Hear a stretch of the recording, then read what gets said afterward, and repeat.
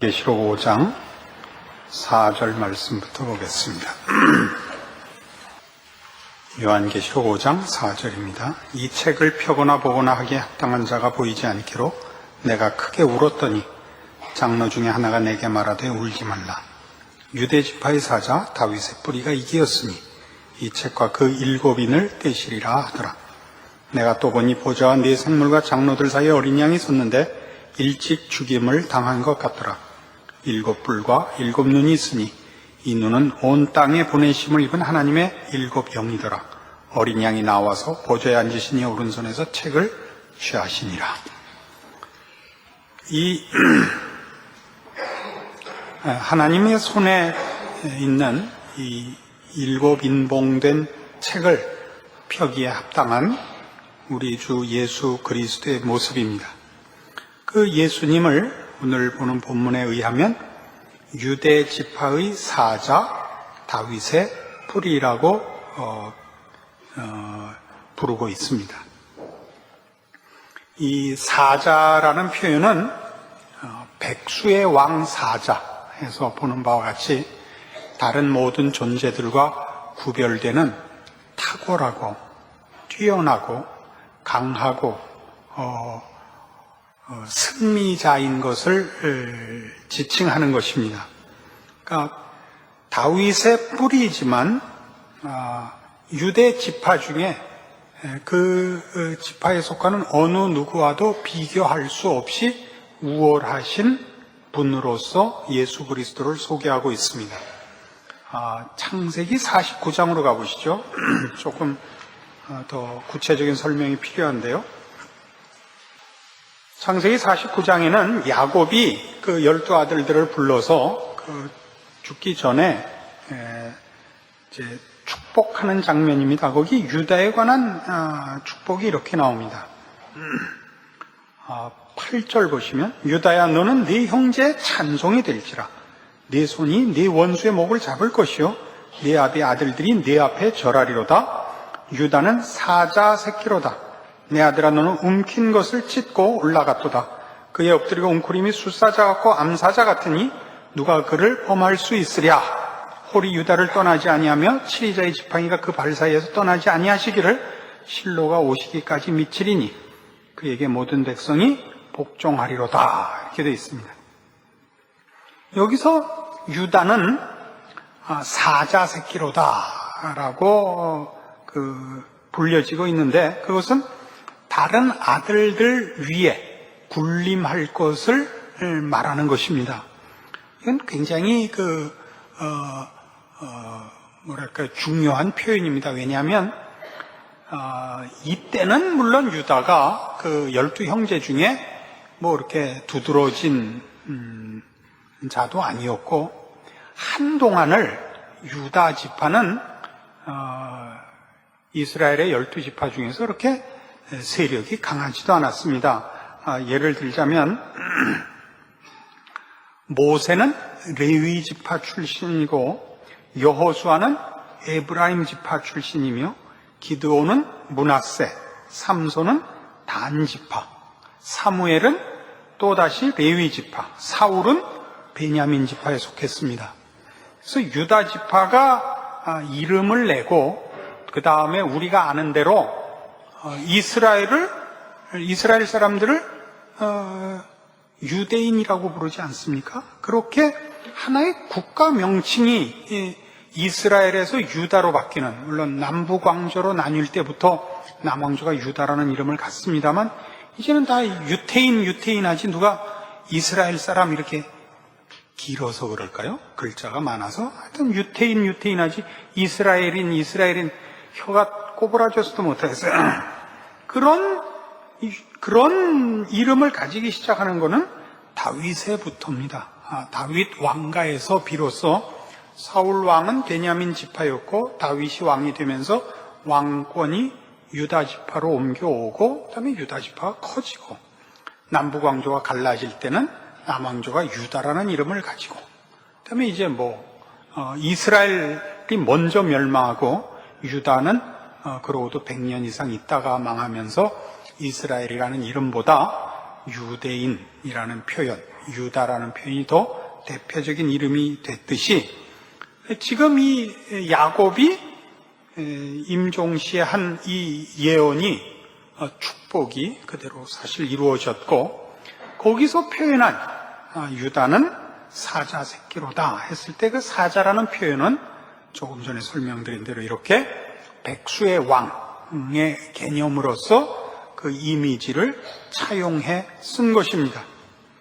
그래서 오늘 우리가 이 본문에서 보는 요한의 환상 속에 나타난 예수 그리스도의 모습을 유대 지파의 사자라고 얘기하는 것은 비록 유대 지파의 후손으로, 즉 다윗의 후손으로 태어났지만 다윗의 다른 존재들과는 비교가 안 될 만큼 탁월하신 분이라는 개념에서 유대 지파의 사자라는 표현을 예수 그리스도에다가 쓰는 것입니다. 지난번에 마태복음 22장에서 예수님께서 당시 유대인들에게 메시아가 누구의 후손으로 오느냐? 다윗의 자손입니다. 그런데 왜 다윗이 후손되는 메시아를 주라고 불렀느냐? 라는 본문을 설명하면서 예수님께서 인간적인 출생에 있어서는 다윗의 후손으로 오시지만 그가 다윗의 왕권에게 약속됐고 또 다윗의 왕권으로 상징됐던 실제적인 하나님의 왕국의 완성을 위해서 오시는 메시아이기 때문에 다윗이 마땅히 그를 주라고 불러야 되고 다윗과 메시아와는 물론 존재 자체에서 또 그 사역에서 무엇에서도 비교할 수 없는 사이지만 혹 그렇게들 오해를 하니까 비교할 수 없는 분임을 그때 분명하게 설명을 드렸습니다. 그러나 유대인들은 아직까지도 메시아가 유다 왕국을 회복하러 오시는 이라고 생각을 하고 있고 영원한 나라, 하나님의 나라를 지상 이스라엘의 왕국으로 오해하고 기다리고 있다 그랬습니다. 그러나 우리는 지금 그렇지 않은 것을 보고 있습니다. 유대 지파의 사자라고 표현함으로써 그가 인간적인 출생에서 다윗의 가문에 태어난 것이지 사람의 후손이 아니며 다윗 왕가를 회복하기 위해서 오시는 것이 아니라 하나님의 나라를 회복하러 오는 것이요. 그 왕국의 하나의 상징이 다윗 왕가에 이렇게 얹혀져 있었던 것이지 다윗 왕가가 궁극적인 목적은 아니었습니다. 그것이 지금 유대 지파입니다. 유대 지파의 사자입니다. 근데 왜 이 강조를 하느냐 하면 유대 지파의 사자 다윗의 뿌리가 이기었으니 이 책과 그 일곱인을 떼시리라 해놓고 그 다음에 다시는 이 표현을 안 써요. 그러니까 이미 하나님께서 이 일을 준비하셨고 약속한 대로 메시아를 보냈고 이 종말을 준비했느니라를 위해서만 유대 지파의 사자 다윗의 뿌리라고 언급하고는 뒤에 가서는 계속해서 이 유대 지파의 사자여 다윗의 뿌리인 이 예수 그리스도를 뭐라고 하느냐면 어린 양이라고만 부릅니다. 6절입니다. 내가 또 보니 보좌와 네 생물과 장로들 사이에 어린 양이 섰는데 일찍 죽임을 당한 것 같더라. 7뿔과 7눈이 있으니 이는 온 땅에 보내심을 입은 하나님의 7 영이더라. 어린 양이 나와서 보좌에 앉으시니 오른손에서 책을 취하시니 책을 취하시면 네 생물과 24 장로들이 어린 양 앞에 엎드려 각각 검은과 향이 가득한 금대접을 가졌으니 이 향은 성도의 기도드리라 이렇게 되어 있습니다. 그래서 어린 양이라고 나오는데 우리는 어린 양이라고 하면 맨 먼저 이사야 53장을 생각하게 되고 또 요한복음 서두에 나오는 세례 요한이 예수님을 처음 보고 했던 보라 세상죄를 지어가는 하나님의 어린 양이로다. 이것을 먼저 여러분 생각하시고 그렇게 되면 여러분은 또 금방 센티멘탈해지셔서 흑흑 하면서 골고다를 또 걸어 올라가실 겁니다. 그러나 계시록엔 어린 양이 그런 죽임을 당하신 어린 양이라고 언급되어 있지만 그런 재물이요 죽으러 가는 속죄 양이요, 이런 모습이 아니고 언제나 승리자요, 앞에 나온 유대 지파의 사자로서 탁월하시고 승리하시고 군림하시고 하는 영광의 모습으로 등장을 하는데, 명칭은 어디까지나 어린 양인 것입니다. 지금 이 5장 자체가 그렇습니다.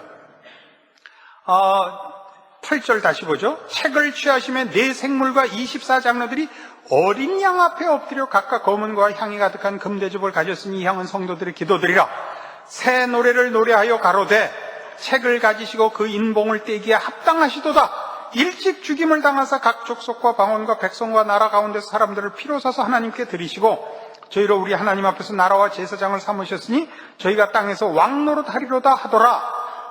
내가 또 보고 들음에 보좌와 생물들과 장로들을 둘러선 많은 천세 음성에서 그 수가 만만이여 천천이라 큰 음성으로 가로되 죽임을 당하신 어린 양이 능력과 부와 지혜와 힘과 존귀와 영광과 찬송을 받으시기에 합당하도다 하더라. 내가 또 들으니 하늘 위에와 땅 위와 땅 아래와 바다 위와 또 그 가운데 모든 만물이 가로되 보좌에 앉으시니와 어린 양에게 찬송과 존귀와 영광과 능력을 세세토록 돌릴지어다 하니 네 생물이 가로되 아멘하고 장로들은 엎드려 경배하더라. 여기 어린 양은 이렇게 처량하고 불쌍하고가 아니라 모든 존재들 앞에 하늘 보좌의 가장 측근에 있는 가장 높은 정사와 권세와 모셔선 천군 천사들 뿐만 아니라 세상의 모든 존재, 모든 만물, 하늘 위에와 땅 위에와 땅 아래와 바다 위에와 또 그 가운데 모든 만물이 엎드려 찬송하는 대상이란 말이에요. 그것은 분명히 영광과 존귀와 승리와 지고한 권위에 있는 대상을 말하는데도 표현은 악착같이 어린 양이라고요. 그 어린 양이라는 지금 의미는 그 우리가 1차적으로 생각하는 것 같이 이렇게 지금 연약하고 처량하고가 아니란 말이죠. 그 어린 양, 죽임을 당하신 어린 양이라는 내용은 갖고 있으나 승리자로서의 어린 양이란 말이에요. 계속 나옵니다. 6장도 보세요. 6장 인을 뗍니다.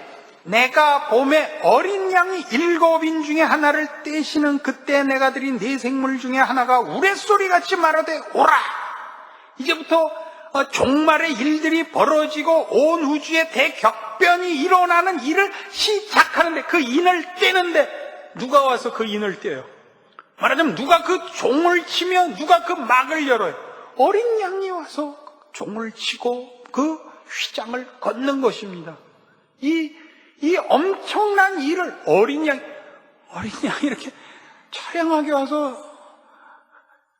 이게 참 잘못 들으면 불경스럽습니다만 여러분 속에서 이 이미지를 깨려고 그래요.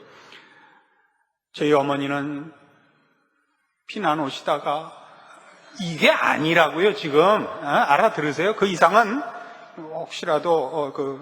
혹시라도 불경해질까봐 더 이상은 안 하겠어요. 집에 가서 해보세요, 이렇게 뒤를. 7장에 가보십시다.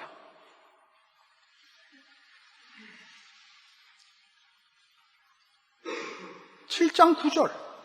이 일 후에 내가 보니 각 나라와 족속과 백성과 방언에서 아무라도 능히 셀 수 없는 큰 무리가 흰 옷을 입고 손에 종려가지를 들고 보좌 앞과 어린 양 앞에 서서 큰 소리로 외쳐 가로되 구원함이 보좌에 앉으신 우리 하나님과 어린 양에게 있도다 하니 모든 천사가 보좌와 장로들과 네 생물이 주위에 섰다가 보좌 앞에 엎드려 얼굴을 대고 하나님께 경배하여 가로되 아멘. 찬송과 영광과 지혜와 감사와 존귀와 능력과 힘이 우리 하나님께 세세토록 있을지어다 아멘 하더라. 여기도 보시면 모든 구원받은 성도들이 어린 양 앞에, 보좌에 앉으신 우리 하나님과 어린 양 앞에 그 찬송을 받으시며 그 영광을 받으시는 우리 예수 그리스도께서 그 이름을 어린 양으로서 지금 불리움 받고 있습니다. 19장에 가보실까요? 이제 그 끝도 그렇습니다. 참 이런 놀라운 부분인데 이제 모든 것이 끝나고 마지막이 되었습니다. 19장 6절. 또 내가 들으니 허다한 무리의 음성도 같고 많은 물소리도 같고 큰 뇌성도 같아서 가로되 할렐루야 주 우리 하나님 곧 전능하신 이가 통치하시도다. 이제 다 지나갔어요. 이제 새 나라가 시작되는 겁니다. 우리가 즐거워하고 크게 기뻐하여 그에게 영광을 돌리세. 어린 양의 혼인 기약이 이르렀고 그 아내가 예비하였으니 그에게 허락하사 빛나고 깨끗한 세마포를 입게 하셨은즉 이 세마포는 성도들의 옳은 행실이로다 하더라. 천사가 내게 말하기를 기록하라. 어린 양의 혼인잔치에 청함을 입은 자들이 복이 있도다. 이렇게 되는 겁니다. 마지막 새하늘과 새 땅, 말하자면 천국 영원한 복락에 들어가는 일도 어린 양의 혼인잔치인 것입니다. 21장에 갈까요? 새 예루살렘에 관한 표현이 나옵니다. 21장 22절. 성 안의 성전을 내가 보지 못하였으니 이는 주 하나님 곧 전능하신 이와 및 어린 양이 그 성전이심이라. 그 성은 해나 달에 비춤이 쓸데없으니 이는 하나님의 영광이 비치고 어린 양이 그 등이 되심이라. 어린 양이 그 등이 되심이라. 이 새 예루살렘에 하나님의 영광이 비치고 어린 양이 그 등이 되신다 이래. 22장. 또 저가 수정같이 맑은 생명수의 강을 내게 보이니 하나님과 및 어린 양의 보호자로부터 나서 길 가운데로 흐르더라.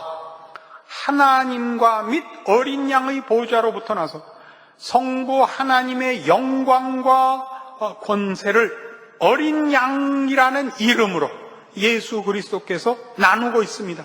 그 권세와 그 위엄과 영광을 나누고 있습니다. 이런 일들이 다 어린 양이라는 이름으로 호칭되고 있습니다. 왜 그렇죠? 우리는 지금 종말을 생각할 때 가장 크게 나쁜 선입관이 생긴 게 뭐냐면 종말이라는 것은 어느 날 어느 시에 끝장이 나느냐, 이렇게 타임 스케줄로 그 선입관을 가지고 있단 말이에요. 언제냐 그게. 이번에도 쌍둥이 빌딩 폭파되고 나니까 노스트라다무스 예언서가 제일 많이 팔렸대요. 얼마나 잘못된 종말관을 갖고 있는지 모르겠는데, 언제 끝나냐가 아니라 기독교 신앙이 종말론적인 초점을 가지는 것은, 종말론적이라는 것은 이 세상이 끝이 난다 그렇게 표현해서 꼭 틀리는 것은 아닙니다만은, 그것이 갖는 의미는 더 본질적으로 하나님께서 목적을 갖고 계시다는 것이 종말론적이라는 뜻입니다. 하나님 무엇을 시작하셨고 그 시작에 목적을 갖고 계시다고요. 그 끝을 준비하고 계시다고요.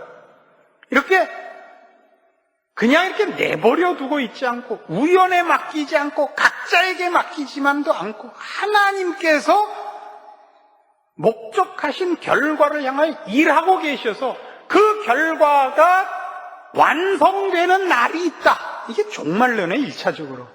그리고 그 종말은 이 세상의 것들의 종합이 아니라 훨씬 더 고급하고 거룩하고 신령하고 영혼에 속하는 것이다 라는 것이 이 세상이 아니고 저 세상이라는 내세 신앙을 가지게 되는 것이죠.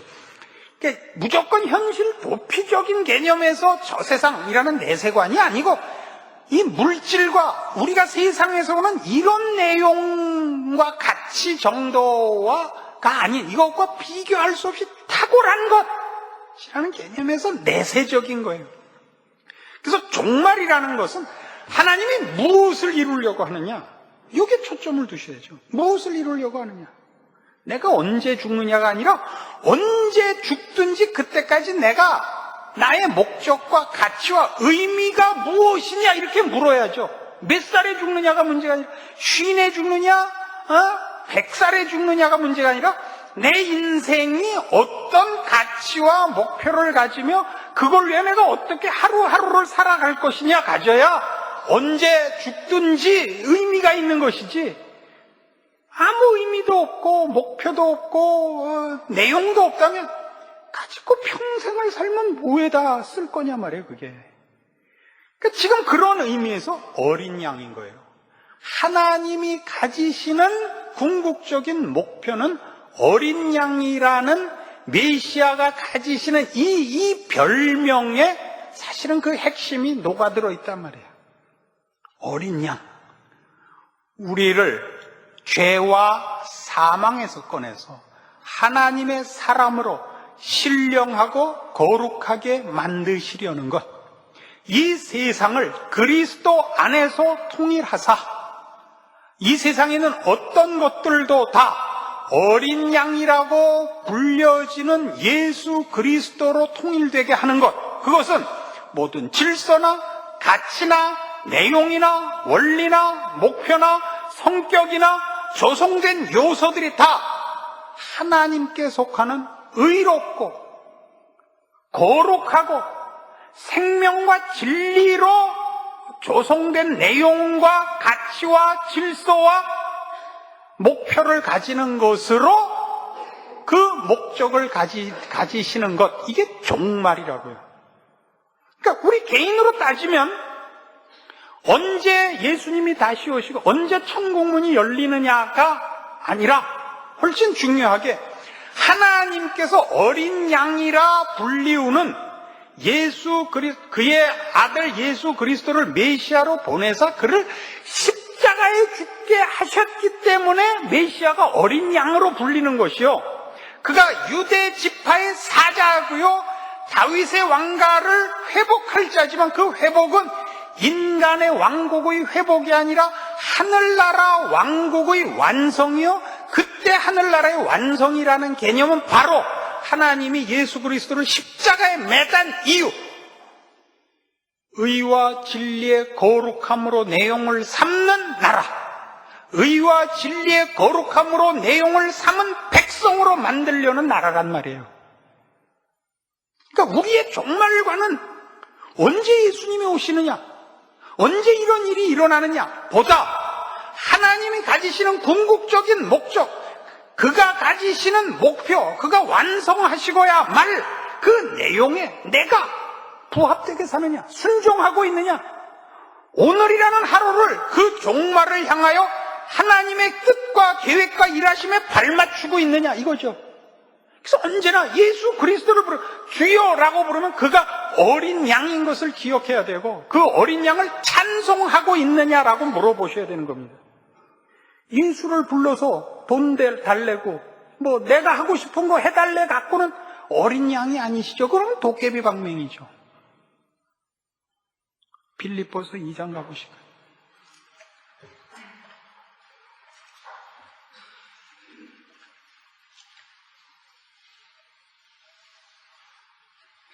빌립보서 2장 5절입니다. 너희 안에 이 마음을 품으라. 곧 그리스도 예수의 마음이니 그는 근본 하나님의 본체시나 하나님과 동등됨을 취할 것을 여기지 아니하시고 오히려 자기를 비어 종의 형체를 가져 사람들과 같이 되었고 사람의 모양으로 나타나셨으며 자기를 낮추시고 죽기까지 복종하셨으니 곧 십자가에 죽으심이라.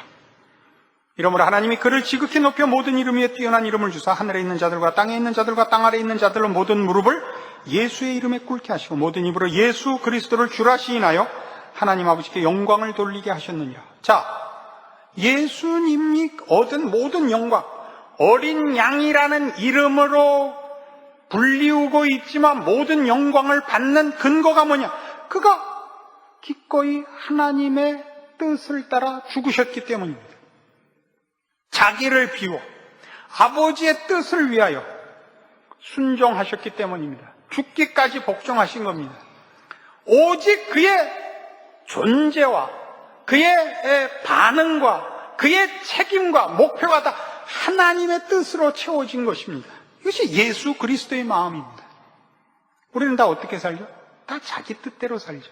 그게 앞에 있는 얘기 아니에요? 무슨 얘기 끝에 너희 안에 이 마음을 품으라예요. 2장 1절. 그러므로 그리스도 안에 무슨 권면이나 사랑의 무슨 위로나 성령의 무슨 교제나 긍휼이나 자비가 있거든 마음을 같이 같은 사랑을 가지고 뜻을 합하며 한 마음을 품어 아무 일에든지 다툼이나 허용으로 하지 말고 오직 겸손한 마음으로 각각 자기보다 남을 낮게 여기고 각각 자기 일을 돌아볼 뿐더러 또한 각각 다른 사람들의 일을 돌아보아 나의 기쁨을 충만케 하라. 너희 안에 이 마음을 품으라요. 그러니까 결국 우리가 해야 할 일은 뭐죠? 예수의 마음을 품는 거예요. 하나님의 뜻과 하나님의 성품으로만 우리를 채우는 거예요. 이게 종말을 바라보는 눈이며 종말을 향하여 내가 하나님의 백성답게 사는 신앙의 가장 중요한 내용이죠. 땅끝까지 가서 증인 같은 거 하지 마세요. 네? 그런 거 하지 말고 하나님의 사람으로 매일매일을 살라고요. 뭐 할 때 조심하라 그래? 무슨 번듯한 일 할 때 조심하라.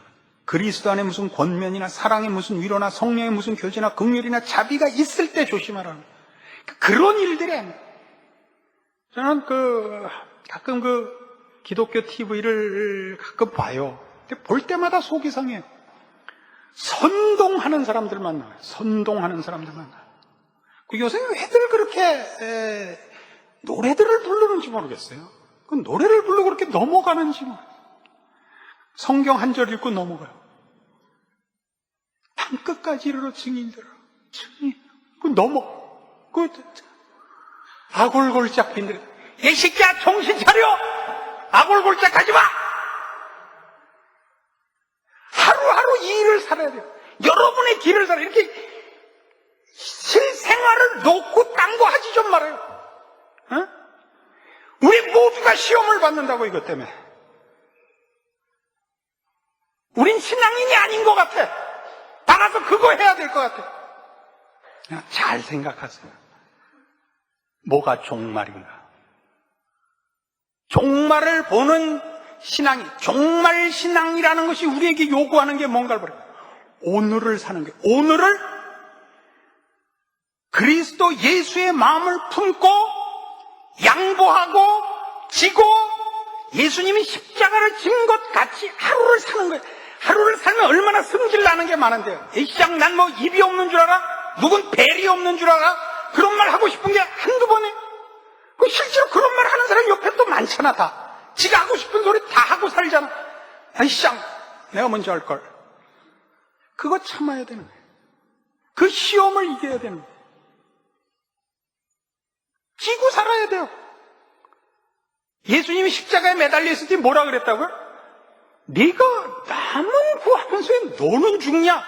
얼마나 약 오른 얘기예요. 얼마나 약 오른 얘기예요. 네가 만일 하나님의 아들이어도 내려와 보라는 거 아니에요.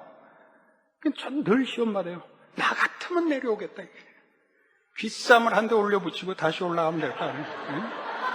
응? 그렇게 안 하셨다고요. 그렇게 안 하셨다고. 이 싸움이에요. 이게 계속 어린 양인 거예요. 계속 어린 양. 찬송을 받으시는 어린 양. 응? 영광을 받으시는 어린 양.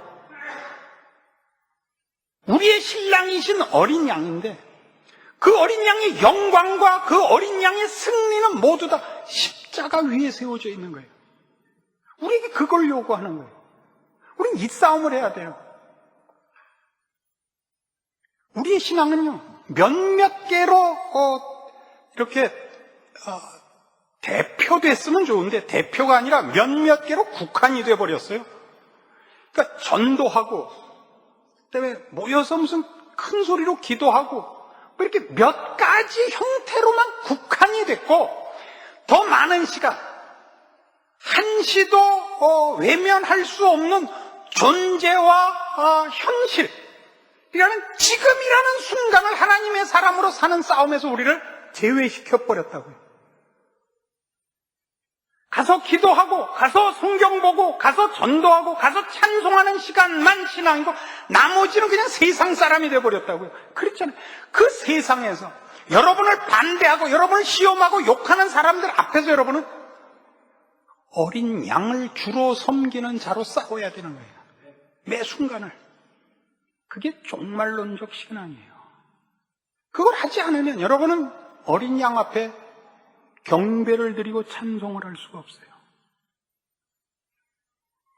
예수님이 언제 오시느냐가 아니라 여러분이 그게 완성이 돼야 여러분은 예수님 앞에 부름을 받아요. 여러분이 그 준비가 되어 있지 않은데 예수님이 오시면 망하는 거예요. 언제 오시느냐 날짜 꼽지 마시고 여러분의 매일을 살아 숨쉬며 생각하며 움직이는 모든 순간들을 하나님의 사람으로 살아야 한다는 이 귀하고도 중요한 명령과 책임 앞에 여러분을 세우세요. 그게 성경이 요구하는 것이고 모든 성도들이 마땅히 해야 할 신앙의 첫 번째 책임입니다. 이것 외에 어느 것으로도 여러분의 신앙을 대신할 수 있는 방법도 무슨 기회도 없습니다. 이 싸움을 하시는 자만이 계시록을 읽을 자격이 있습니다. 그리고 계시록을 읽으면 이 책임을 인식해야겠고 이 책임을 인식한 자만이 어린 양의 승리를 아멘으로 받을 수 있습니다. 기도하십시다. 하나님 아버지 은혜를 감사드립니다. 우리의 결국은, 아니 이 세상의 결국은 결국 하나님께서 우리를 자녀로 부르셨기 때문에 일어난 것이요 그렇게 완성될 것들입니다. 우리 안에 하나님의 형상을 이루며 우리 주 예수 그리스도께서 지신 십자가가 헛되지 않은 우리를 구원하신 그 구원의 참다운 결실을 목표하는 것입니다. 주께서 허락하신 모든 말씀이 이것을 증거하고 있습니다. 우리는 많은 유혹과 오해와 시험과 그리고 우리의 얄팍한 속임수 앞에 놓여 있습니다. 하나님의 말씀을 근거한 참다운 신앙의 분별과 책임과 인내와 충성과 승리를 허락하사 우리의 하루가 주 안에서 헛되지 말게 하시고 자기의 책임을 외면하고 여기저기 쫓아다니고 변명하고 숨고 그렇게 허송세월하는 일 없게 하여 주시옵소서. 예수님 이름으로 기도합니다. 아멘.